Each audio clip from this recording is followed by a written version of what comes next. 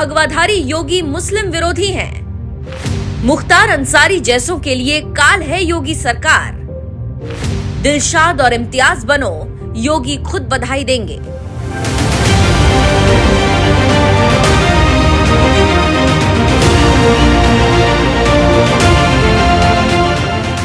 जी हां, आपने बिल्कुल सही सुना। बात जब मुख्तार अंसारी, अतीक अहमद जैसे माफियाओं का अवैध साम्राज्य मिट्टी में मिलाने की आती है, तो बाबा का बुलडोजर तुरंत मैदान में उतर जाता है और उनके अवैध साम्राज्य को मिट्टी में मिलाकर उसी जमीन पर गरीबों के लिए योगी सरकार फ्लैट बनवा देती है। एक माफिया जो बिहार को भी त्रस्त किया हुआ था, पूरा वाराणसी, गाजीपुर, आजमगढ़ और लखनऊ तक जिसका आतंक फैलता था, आरजेडी और सपा का वह शागिर्द था। उसने लखनऊ में डीजीपी आवास के सामने बड़ा महल नुमा आवास बनाकर के सरकारी जमीन और गरीबों की जमीन पर कब्जा किया था।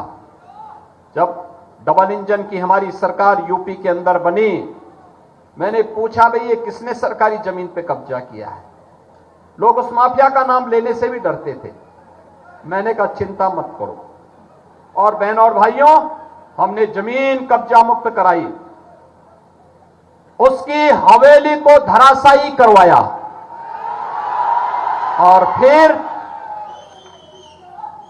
वहां पर गरीबों के आवास बनाए, और आज उन गरीबों को आवास उपलब्ध करवाने का काम मैंने प्रातःकालीन सत्र में किया है। योगी सरकार गुंडे, बदमाशों और माफियाओं की अकड़ तोड़ने का काम करती है, तो विरोधियों को इसमें भी मुस्लिम विरोध नजर आने लगता है और सीएम योगी को मुस्लिम विरोधी बताने में कोई कसर नहीं छोड़ते हैं। लेकिन वो ये बात भूल जाते हैं कि योगी सरकार मुख्तार अंसारी और अतीक अहमद जैसों का साम्राज्य मिट्टी में मिलाती है, तो फिर विकास दुबे जैसे गुंडों की भी अकड़ तोड़ना जानती है। और रही बात सीएम योगी के मुस्लिम विरोधी होने की, तो अगर वाकई सीएम योगी मुस्लिम विरोधी होते तो मोहम्मद दिलशाद और मोहम्मद इम्तियाज जैसे मुस्लिमों को उनके अच्छे कामों के लिए बधाई नहीं देते। पहली तस्वीर में नजर आ रहे मोहम्मद दिलशाद यूपी के जिला सहारनपुर के रहने वाले हैं, जिसे लकड़ी की नक्काशी के लिए एक ग्लोबल सेंटर के तौर पर जाना जाता है।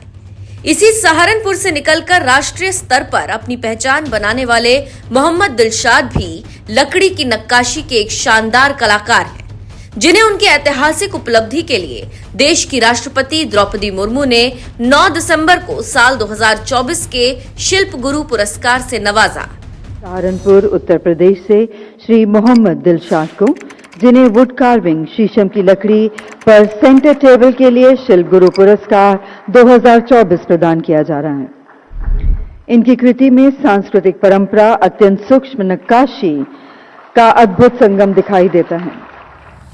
यूपी का नाम रोशन करने वाले मोहम्मद दिलशाद को शिल्प गुरु पुरस्कार से नवाजा गया, तो सीएम योगी आदित्यनाथ ने उन्हें बधाई देते हुए सोशल मीडिया पर लिखा, राष्ट्रपति द्रौपदी मुर्मू जी द्वारा नई दिल्ली में राष्ट्रीय हस्तशिल्प पुरस्कार के अंतर्गत सहारनपुर के मोहम्मद दिलशाद जी को wood carving centre table of शीशम वुड श्रेणी में शिल्प गुरु पुरस्कार 2024 से सम्मानित होने पर हार्दिक बधाई।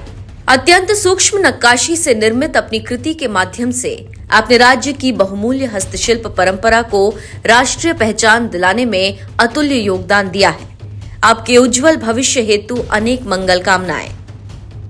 सहारनपुर के मोहम्मद दिलशाद के साथ ही महादेव की काशी के रहने वाले मोहम्मद इम्तियाज को भी राष्ट्रपति द्रौपदी मुर्मू ने साल 2024 के हस्तशिल्प पुरस्कार से नवाजा, जिन्हें सीएम योगी ने बधाई देते हुए सोशल मीडिया पर लिखा, राष्ट्रपति द्रौपदी मुर्मू जी द्वारा नई दिल्ली में वाराणसी उत्तर प्रदेश के इम्तियाज अहमद जी को राष्ट्रीय हस्तशिल्प पुरस्कार 2023 से सम्मानित होने पर हार्दिक बधाई। आपकी उपलब्धि प्रदेश के अन्य प्रतिभाशाली हस्तशिल्पियों के लिए प्रेरणा बनेगी। यूपी के 2 मुसलमानों को राष्ट्रीय पुरस्कार से नवाजा गया और दोनों ही मुस्लिम कारीगरों को खुद सीएम योगी ने बधाई दी। उन्होंने एक बार भी इन कारीगरों का धर्म नहीं देखा, क्योंकि ये बात सीएम योगी भी जानते हैं कि इम्तियाज अहमद हो या फिर मोहम्मद दिलशाद, दोनों ही मुस्लिमों ने अपनी कला से यूपी का नाम रोशन किया, और जो यूपी का नाम रोशन करेगा उसे सीएम योगी की तारीफ तो मिलेगी ही, लेकिन बात जब मुख्तार अंसारी और अतीक अहमद जैसे माफियाओं की आती है तो योगी सरकार ऐसे माफियाओं को सबक सिखाना भी अच्छी तरह से जानती है। और जब सबक सिखाती है तो कुछ लोग सीएम योगी को मुस्लिम विरोधी बताकर एजेंडा चलाने लगते हैं। अरे भाई, सीएम योगी तो खुद कहते हैं कि मुसलमानों से मेरा वही रिश्ता है जो रिश्ता उनका मुझसे है। मुझसे उनका जैसा व्यवहार है, मेरा उनके साथ वही व्यवहार है। वो मुझसे प्यार करते हैं, मैं उनसे प्यार करता हूं।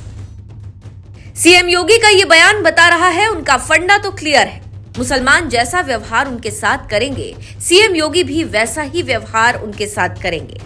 यानी अगर मुसलमान दिलशाद और इम्तियाज जैसे हैं, यूपी का नाम रोशन करते हैं, तो ऐसे मुसलमानों को सीएम योगी की तारीफ मिलती है। और अगर कोई मुख्तार अंसारी, अतीक अहमद जैसा माफिया होता है तो उनका हश्र भी वैसा ही होता है जैसा एक माफिया का होना चाहिए। क्योंकि बसपा और सपा जैसी पार्टियां भले ही ऐसे माफियाओं को चुनाव लड़वाती हो, लेकिन योगी सरकार को माफिया बिल्कुल बर्दाश्त नहीं है। उनके अवैध साम्राज्य को रौंदने के लिए बाबा का बुलडोजर निकल पड़ता है। बस यही बात कुछ लोगों को बर्दाश्त नहीं होती और सीएम योगी को मुस्लिम विरोधी बताने लगते हैं। ऐसे लोगों के खिलाफ आपकी क्या राय है? अपनी राय हमें कमेंट कर जरूर बताएं। साथ ही मुगलों के चहेतों को लताड़ते हुए सीएम योगी ने एक इंटरव्यू में क्या कुछ कहा, वो भी सुन लीजिए। आक्रांताओं को महिमामंडित नहीं करना चाहिए।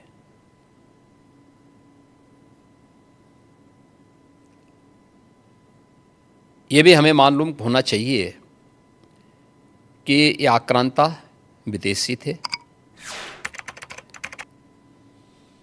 इन्होंने भारत की आस्था पर प्रहार किया,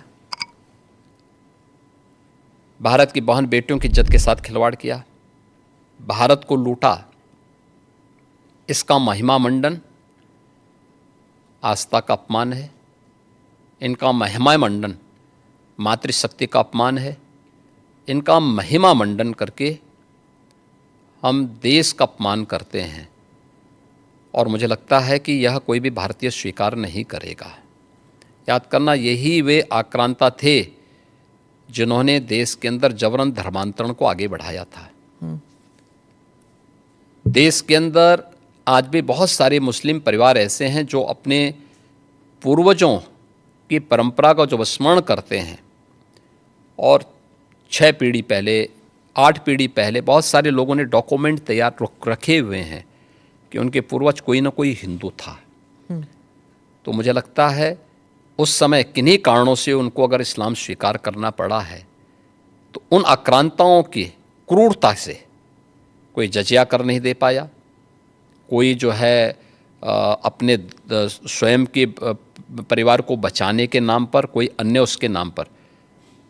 मुझे लगता है कि हम लोगों को इसको स्वीकार नहीं करना चाहिए कि आक्रांता का कहीं महिमा मंडन हो। पर कुछ तो ट्रेडिशन का मतलब क्या होता है? ट्रेडिशन के लिए आप फतेह करते थे। गाजी को तो कहीं, गाजी तो यहाँ उत्तर प्रदेश में कोई भी युद्ध जीता नहीं था। देखिए, सालार मसूद गाजी वही है जिसने मोहम्मद गजनवी के साथ भगवान सोमनाथ के मंदिर को लूटने और तोड़ने का काम किया था। ये विदेशी लुटेरा था और इसको महाराज सुहेलदेव के नेतृत्व में हिंदू राजाओं ने जिस कार्य के लिए हकदार था, जिंदा खड़ा करके इसको पूरी तरह जलाया था। इस्लाम में सबसे क्रूर मौत मारी जाती है। जिसका वो हकदार था उसने जितना अत्याचार किया था, हिंदू धर्म और संस्कृति को तोड़ करके, आस्था पर प्रहार करके, बहन बेटियों की इज्जत के साथ खिलवाड़ करके, वही व्यवहार उसके साथ उस समय हिंदू राजाओं ने किया था। तो जय जयकार तो महाराज सुहेलदेव की होनी चाहिए और पूजा महाराज सुहेलदेव की होनी चाहिए, न कि सालार मसूद गाजी की।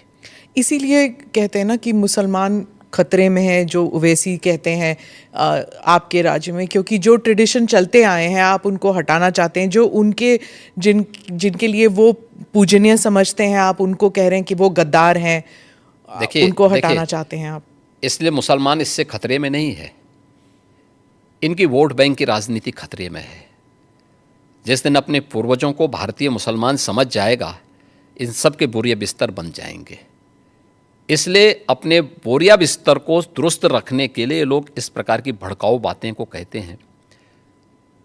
भारत के मुसलमानों को याद रखना होगा, वे तभी सुरक्षित हैं जब हिंदू सुरक्षित है, हिंदू ट्रेडिशन सुरक्षित हैं, उसी के साथ उनकी भी सुरक्षा निहित है। तो हिंदू कहाँ खतरे में है? हाँ, तो हिंदू कश्मीर के अंदर क्या हुआ था, अभी बांग्लादेश के अंदर क्या हुआ है, पाकिस्तान के अंदर क्या हुआ है। महाराज आप यहाँ पे जाएंगे, आप बांग्लादेश जाएंगे, आप पाकिस्तान जाएंगे, कहाँ जाएंगे? 1947 के पहले पाकिस्तान और बांग्लादेश दोनों भारत के हिस्से थे जी। इतिहास है, इस सच्चाई को आप भी जानती है, मैं भी जानता हूं, पूरा भारतीय जानता है। हम उस सच्चाई को कैसे भूल सकते हैं? क्या पाकिस्तान में हमारी हिंगलाज माता का मंदिर नहीं है क्या आप इसको भूल जाएंगे?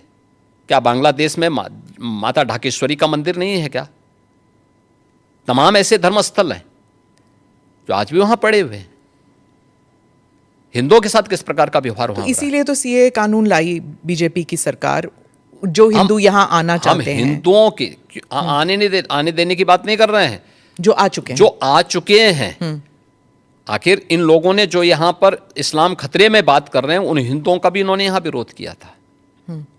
आप अनुमान करिए कि भारत में ही वो हिंदुओं का विरोध कर रहे हैं, तो पाकिस्तान और बांग्लादेश के अंदर क्या हाल हो रहे होंगे, उनके हालात क्या होंगे। इनकी मानसिकता का अंदाजा इसी से लगाया जा सकता है कि हिंदुओं के प्रति इनके दुराग्रह कितने खतरनाक हैं और कितने छोटे स्तर के हैं।